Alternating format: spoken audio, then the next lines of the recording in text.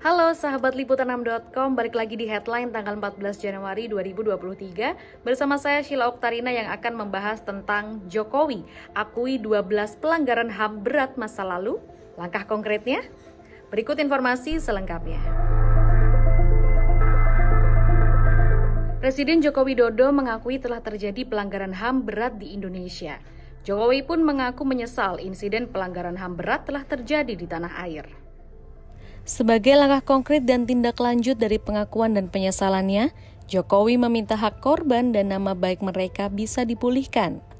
Menteri Koordinator Bidang Politik, Hukum, dan Keamanan Mahfud MD pun mengungkapkan saat ini pemerintah sudah menyiapkan langkah konkret bagi korban pelanggaran HAM dan keluarganya.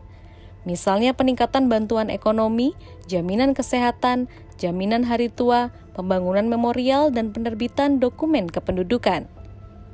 Kemudian pemerintah juga akan menyediakan beasiswa pendidikan, rehabilitasi medis, perlindungan korban, pelatihan dan pembinaan wirausaha pertanian, perkoperasian, peternakan, dan pelatihan lainnya.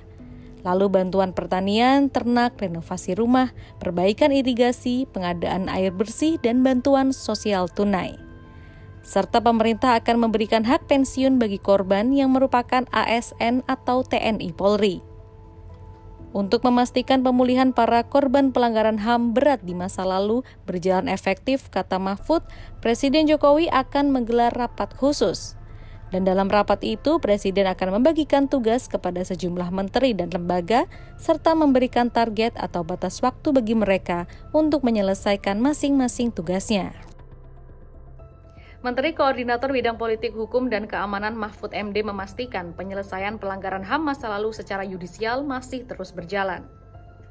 Mahfud MD menjelaskan kasus pelanggaran HAM berat di atas tahun 2000 merupakan tugas dari Komnas HAM dan Kejaksaan Agung dan akan diadili di pengadilan HAM biasa.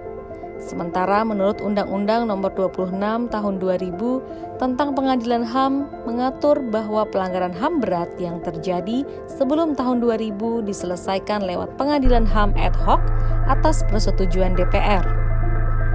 Atas dasar itu, Mahfud mengatakan pemerintah sudah membawa 4 kasus pelanggaran HAM berat yang terjadi setelah tahun 2000, tetapi pelakunya dibebaskan. Sementara sisanya akan kembali dibahas oleh DPR. Komnas HAM sendiri mengakui bahwa lebih dari 10 kasus pelanggaran HAM berat prosesnya mandek.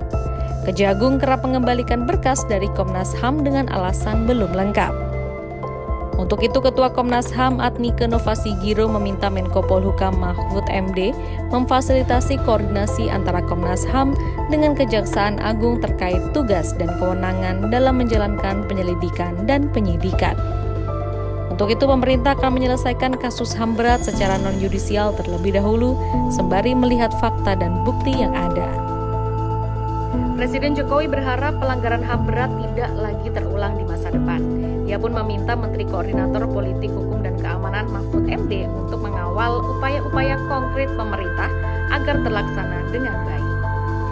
Menindaklanjuti arahan Jokowi tersebut, Menteri Koordinator Bidang Politik, Hukum, dan Keamanan Mahfud MD menyampaikan pemerintah akan memberikan pelatihan hak asasi manusia kepada personel TNI dan Polri guna mencegah terjadinya pelanggaran HAM.